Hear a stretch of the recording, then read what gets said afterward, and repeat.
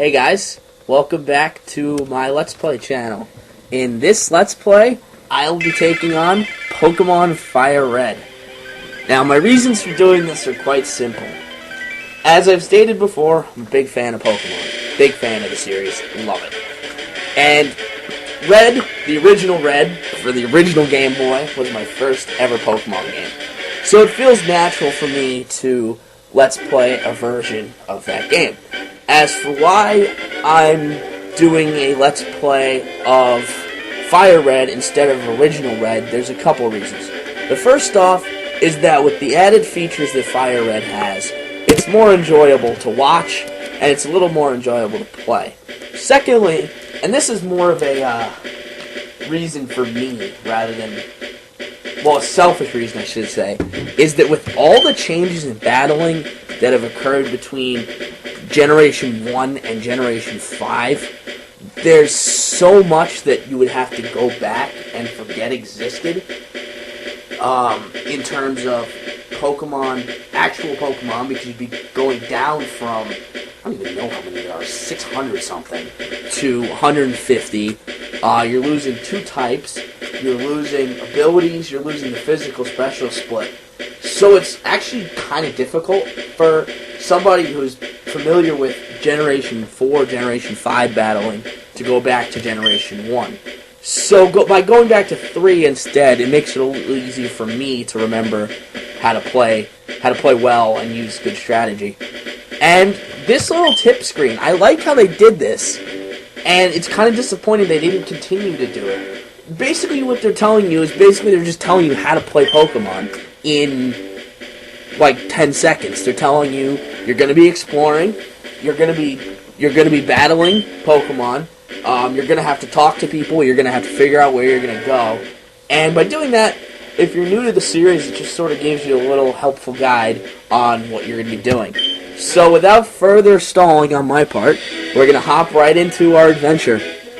That is our good friend, Professor Oak, and he is going to welcome us to the world of Pokemon.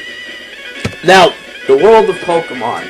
I've been playing these games for the 16th anniversary? 16th or 17th? Oh, I forget.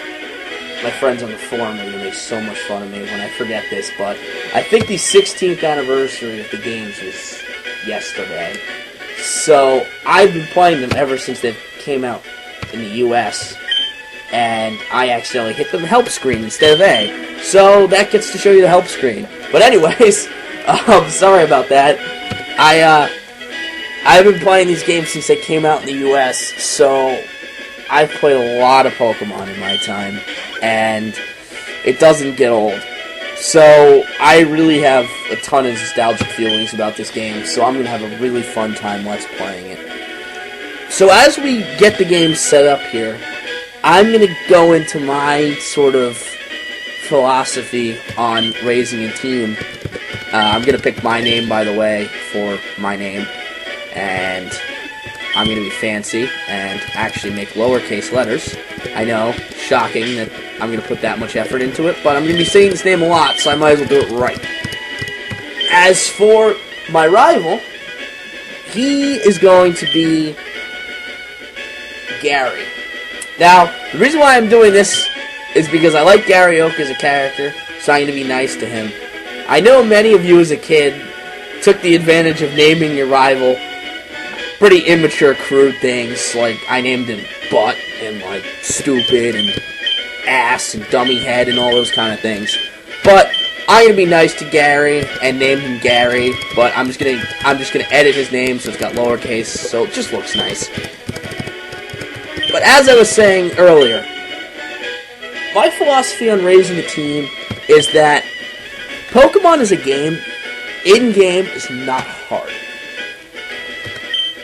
You can win with pretty much any Pokemon as long as you train it right and give it the right moves. You can have a team of like 6 Magikarp, 6 Caterpie. There's runs online of people doing the game with, for example, I've seen just Caterpie runs, just Pidgey runs, just Rattata runs, all sorts of things like that. just hop-it runs. Basically, they take the weakest Pokemon, and they'll play the entire game to beat it. But I'm obviously not going to do that, because that takes a lot of item grinding, a lot of level grinding, and I don't have the patience for that. My philosophy on raising a team is I want to do two things. The first thing I want to do is I want to use Pokemon I like. If I'm not using Pokemon I like, I'm not going to have fun. So, I like Pokemon that hit fast and hit hard. Before I go back into that, I'm going to boot up the PC here. That's because in every single Pokemon game, you can boot up your PC for the beginning of the game and take a potion out of your PC. And it's a free potion, and it's just sort of a nice little Easter egg that sort of shows a little bit of continuity in the series, because they've done it in every single game from the original Red version all the way through to the latest games.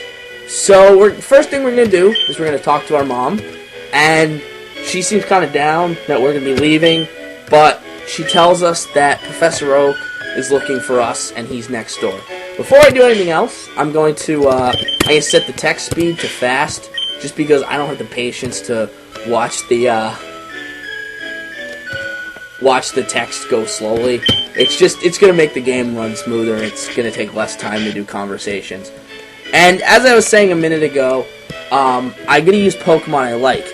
Now, Pokemon I like to hit fast and I like to hit hard. So, I like Pokemon with high attack stats and high speeds. I'm impatient as a person, which is something you find out very quickly if you ever meet me in person or talk to me online or anything. I'm very impatient, so I'm not going to use Pokemon like Blissey, like Skarmory, like Clefable, that are what are called walls. Now, these wall Pokemon have really high defenses and will wear down the other team with status moves, confusion, poison, sleep, and low damaging attacks, because they won't take much damage as well. I like to use a team of sweepers. Sweepers are fast Pokemon that hit hard. However, if I'm doing this, what I do have to do is I have to be really careful to make sure I have good type matchups against as many types in the game. In order to do that, I need to have a bunch of different types. So I'm not going to have like 3 fire types, 3 electric types, 3 fighting types, what have you. So, balance is key to your team. You want to have different types. However, I will tell you that there are 2 types you're going to want to have on all your teams. You're going to want to have a water type. That's because we're going to get into that later, but there's a move that is essential to getting throughout the game world, and you're going to need a water type. Well, there are some non-water types that can learn it, but it's just easier and more effective in battle to teach this move to a water type. The other type you're going to want to have is a flying type. The reason for that is there's another move that's essential to traveling through the game world and will make your life so much easier. So you're going to want to have a water type and a flying type on your team. Now, we're getting our first Pokemon here. And Oak apparently only has 3 left, which I don't buy that, because he said he was a great trainer in his youth, so he's probably got a lot more than that, but just for the sake of storytelling, he's going to tell us that. So the 3 Pokemon we can choose from are Bulbasaur, which he says is easy to raise. I hate Bulbasaur. Bulbasaur's stupid. And if you feel free in the comments to trash me for that, but I don't like Bulbasaur. I don't like any of its evolved forms. I don't like them. Squirtle's pretty cool. Squirtle's evolved form looks awesome, but I am choosing the mascot of this version. Although they tell me to raise it patiently, I'm choosing Charmander, because Charmander is fucking awesome, and Charizard is the coolest thing freaking ever. It's a fire dragon of death. So, I'm gonna name my Charizard, well, Charmander for now, that won't last long, I hope. He's gonna be Drago. I'm naming him Drago for a few reasons. First of all, he's a dragon, Drago, it's kinda obvious. The second reason, and the reason that's more amusing to me, and is gonna get old quick for you guys, is whenever I win a major battle, I can quote Ivan Drago from Rocky IV and use a very crappy Russian accent and go, "If he dies, he dies. And then tell Gary, I must break you. Great, right? So, that's our first Pokemon. And Gary, being a total douche, takes the Pokemon that we are weak to. And that's the same no matter which starter you pick. And that's another convention throughout the Pokemon series. But now, we're going to get to do our first ever Pokemon battle. Pretty cool, right? So, Gary is going to challenge us. Rival Gary would like to battle. Now, this battle is... it's set up so you're not going to lose. It's because even though you have the Pokemon you're weak to, at this point in the game, both trainers, or both Pokemon I should say, only have normal type moves, and the game sort of lets you win. All you have to do is just spam your normal damage move. You don't have to worry about using stat boosters or stat droppers on the opponent, because it's just the easiest way to win this particular battle is to just spam your damage attack. Unfortunately, this game will not be that easy all the way through. I mean, that would be kind of lame if all you have to do is just hit the same button over and over. But with that, we've defeated Gary, we've won our first battle, and we've grown to level 6. Upon doing so, they show you your new stats, and they show you how much your stats are boosted. So, I'll show you the strength and weakness of each Pokemon when we get into the title screen after this battle with Gary. Gary says, smell us later, implying we smell delicious. So, we're going to talk to Professor Oak again. He's going to tell us to raise our Pokemon by battling it. So, we're going to go look at our Pokemon and see what we've got here. So, Drago is bashful. And natures, I will go into natures probably next episode, because I don't have a list of every single nature in front of me, and I don't remember them all off the top of my head. But basically, a bashful nature, each nature will raise one stat by 10% and decrease another by 10%. There are also neutral natures which don't affect stats at all. So we're going to look at our Pokemon here. He has 12 attack, 11 defense, 12 special attack, 12 special defense, and 13 speed. So you can tell that Charmander is a pretty well-rounded Pokemon. And by the end of our training, he's going to be particularly strong in speed and special attack, as well as a decent attack stat, but his defenses will be lower than his other stats. And this will show you his moves, and Scratch is 40 power and 100 accuracy, and Growl is no power because it doesn't do damage. It will lower the foe's attack stat by 1 stage. So we'll exit out of this menu, and Drago's fully healed after that battle for some reason. Generally, in order to heal, you'll have to go either to your house, to a Pokemon Center, or to other healing stations throughout the game. They don't just free heal you after every battle. So we're gonna continue on through here. We're gonna go to Gary's house now. Now this is Gary's sister Daisy. She wishes she'd seen our battle. Now we're gonna have to come back to Daisy at a later time. But for now, we're going to go up into Route 1. Route 1 will take us from Pallet Town, which is our hometown, to Viridian City. And our first random encounter is Pidgey. Pidgey, level 2. Pidgey is a Pokemon I'm actually going to catch. The reason for that is, as I said earlier, you're going to want a flying type to make your transport life much easier towards the end of the game. And there's not that many good flying types in Kanto. There's pretty much Pidgey and Spearow in terms of birds that can learn fly and are decent members of the team. And I just like Pidgeot so much better than Spearow, which are the final forms of those two Pokemon. I just think Pidgeot looks so much cooler. So I've always picked Pidgey. And the other Pokemon we can see on this route is Rattata. Rattata is a normal type, and it'll stay that way when it evolves into Raticate. Rattata, it can be useful early on. It evolves into Raticate relatively early, so that'll help you in like the level 20, level 30 area. But by the end game, it's somewhat outclassed.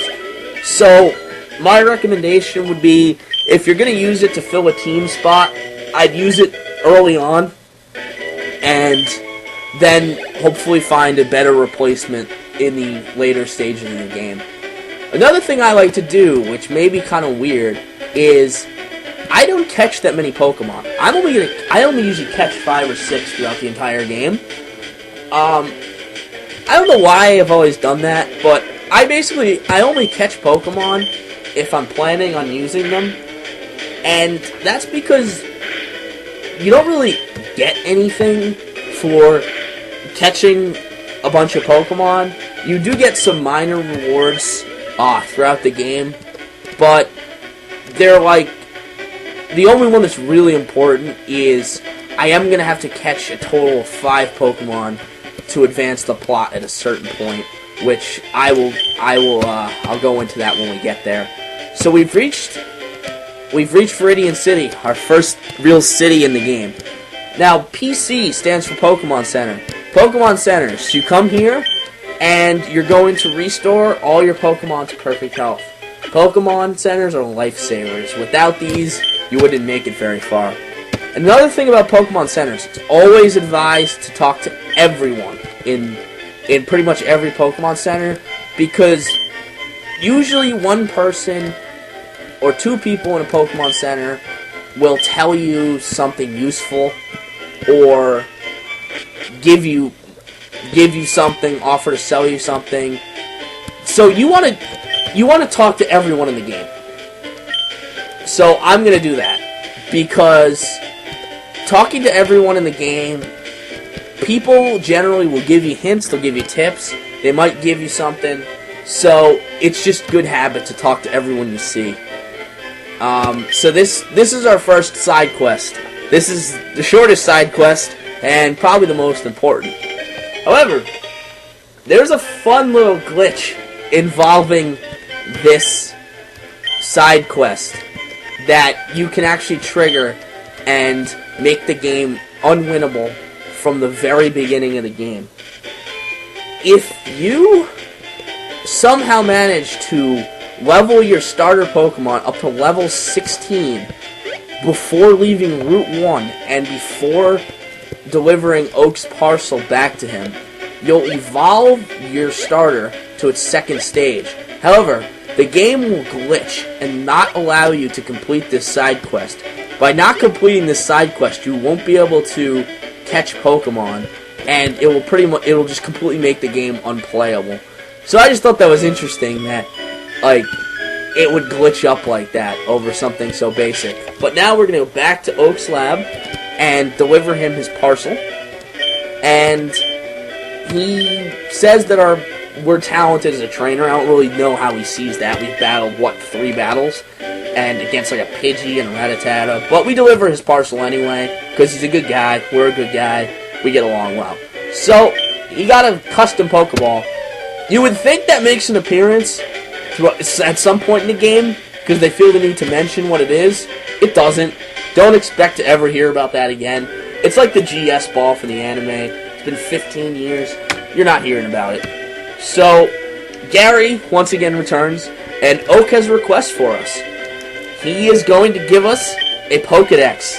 The Pokedex records data on any Pokemon we see, and a lot more data if we catch it. So, the first quest they give you throughout all the Pokemon games is to fill the Pokedex. Filling the Pokedex, I'll be blunt here, is fucking impossible on a ROM. I'm playing on a ROM, so there is no way for me to fill the Pokedex without hacking, so I'm not even going to bother. Even when you're playing on a legit console and you're doing everything right, it's still really, really difficult to fill the Pokedex. To give you an idea of what you have to do in order to fill the Pokedex legitimately without hacking, you're going to have to, A, catch pretty much every Pokemon you can find in your version. B, you're going to have to go to all the Nintendo events, which, if you're not in the right part of the United States or in Japan, you're not going to be able to do. You're going to have to trade for all the trade exclusive version. Trade for all the version exclusives, because like Red and Blue, there's some Pokemon that are only in Red and some Pokemon only in Blue. Unless you have 2 copies and 2 Game Boys, you're going to have to trade with other people. Which got a lot easier when they got the DS and they got Wi-Fi, so you could trade with anyone in the world without having a link cable. But it's still really difficult because it's not easy to get the event Pokemon. It's not easy to find someone who's willing to trade them unless they're hacked. So Gary tells us that he's going to borrow a town map from his sister, and we're not going to get one. However, what Gary doesn't realize is that his sister likes us. I mean, what can I say? Matt's a player. Don't hate the player, hate the game. So Daisy calls her grandfather lazy, but without any sort of request, we get the town map. Now the town map is going to allow us to see where we're going. It's kind of important, because if you didn't see where you were going, you have no clue what was going on, and that would suck. Although I could pretty much gather myself through Kanto, just off memory pretty well. But we're going to talk to our mother here. Now, our mother will heal our Pokemon every time we come and visit her. That's nice of her. And she's going to tell us to take care. And we're off on our adventure. So the first thing we're going to do is we're going to go back up to Viridian City, where we already were. So we're going to be backtracking. That's a pretty common theme in these games, is you are going to have to do a bit of backtracking. It's not too bad. It's not like Metroid, where you're going to have to backtrack fucking everywhere. And before you even ask, I love the Metroid series. For those of you who know me, it's one of my favorite sets of games, and I absolutely adore Samus as a character. But we'll get into that another time, because I'll probably be Let's Playing Super Metroid at some point. Anyways, we're going to make our way through the grass once again, and I'm trying to encounter a Pidgey, and I'm not getting any luck. Because as I said earlier, I want to capture a Pidgey. Pidgey is going to be the first Pokemon I capture, and probably the only Pokemon I capture for a while, actually. The reason behind that is, in the original Red and Blue, if you started with Charmander, there was pretty much only one way to beat Brock, the first gym leader. Now, Brock is Rock type, and Charmander is Fire type. So you can guess that Charmander's going to have some trouble, because Fire type moves don't really work well on rocks. And here we are, level 3 Pidgey. So we're going to be careful to not knock this Pidgey out. So we're going to use Scratch. Oh, no! Right, I get a critical hit when I don't need it. Great. So, I knocked out the Pidgey. That sucks. But, as I was saying, the only way to really beat Brock, if you chose Charmander in the original games, was to capture a Caterpie, and then level it up to level 10, at which point it would evolve into Butterfree. You would then level Butterfree up to level 12, where it would learn the move Confusion, which is a Psychic type. Now, while Psychic types aren't super effective against Rock, the fact that it was a special move rather than a physical move allowed it to do a lot of damage to the Rock types. And so really, your only option on beating the first gym leader to the game was using a Pokemon that was weak to Rock. And it was not fun. But in this game, they give Charmander a move that allows it to just cruise through the first gym, assuming you've leveled it high enough to get this certain move, which you'll see when I get there, because I'm not going to spoil it. So we've captured our first Pokemon. We've captured Pidgey. And as you can see, the Pokedex entry for Pidgey comes up. It tells us that it's 1 foot tall, and it weighs 4 pounds. And the funny thing is that when you use Fly, no matter how small your Pokemon is, Pidgey can learn Fly. So basically this 1 foot tall, 4 pound bird is going to end up carrying the player character all across the world without any sort of negative consequences for the little bird. So I'm gonna nickname my Pidgey, and I'm gonna name him Hermes. Hermes, for those of you who aren't familiar, is the messenger god, and he was known for his winged shoes and his ability to fly. So, thus me naming my flying Pokemon Hermes. So, we've captured our first Pokemon. We're back to Viridian City. So I think this is a great time to stop the episode. So I'm just going to save up here. And next time on Pokemon FireRed, we're going to continue through the game. We're going to explore Viridian City, see what it has to offer, and we'll go from there. So thanks for watching, and I'll see you guys next time.